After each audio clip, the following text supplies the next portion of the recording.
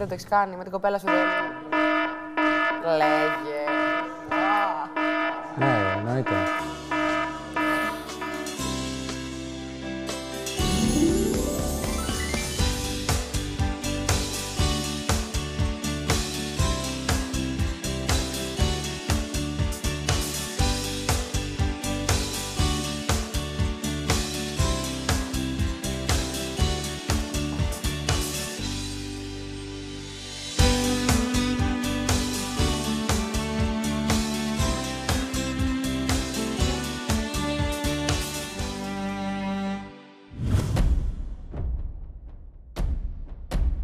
Καλώς ήρθατε, αγαπημένοι τηλεθεατές, στο τρίτο γκαλά του Power of Love νούμερο 2.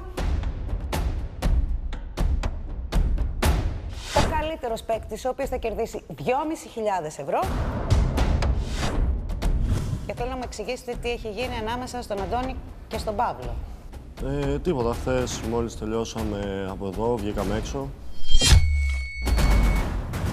Μου είπε ότι το πήρα ως ηρωνία. Μικρέ, πες μας και ένα ευχαριστώ, κάπως έτσι. Για ποιο? Που μου έδωσε τη θέση του στο να πάω δίπλα στο σπίτι των κοριτσιών. Η ίδια παρεξήγηση με αυτό το θέμα έξω στο διάδρομο.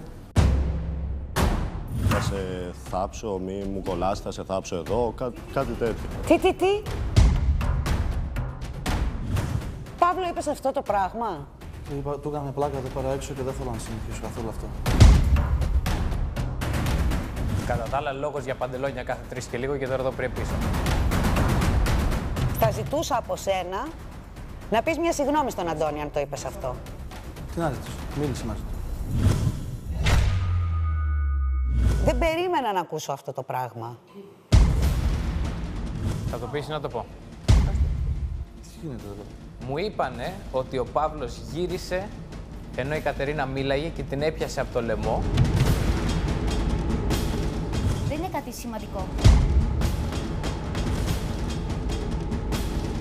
Ρένια, εσύ νιώθεις ερωτευμένη με τον Αντώνη? Δεν ξέρω. Γιάννη, μου είπες δεύτερη φορά ότι θες να φύγεις. Θα σου απαντήσω σχετικά στο τέλος της βραδιάς. Εγώ σαν άνθρωπος θεωρώ ότι μαζί με τον Γιάννη δεν μπορώ μέσα σε αυτό το παιχνίδι. Ξεκινάει τώρα το κομμάτι της μυστικής ψηφοφορίας. Νομίζω ότι ήρθε η ώρα να καταλήξεις. Ψήφισες και τον Αντώνη μέσα σε όλα τα άλλα.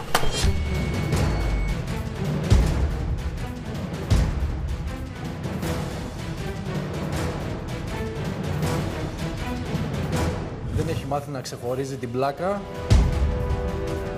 το σοβαρό με το αστείο.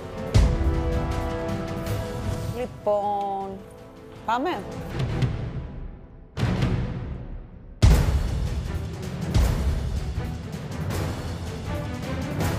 Εγώ δεν θέλω να συναναστρέφομαι με φαλοκράτες ποτέ. Και σίγουρα όχι με τραμπούκους.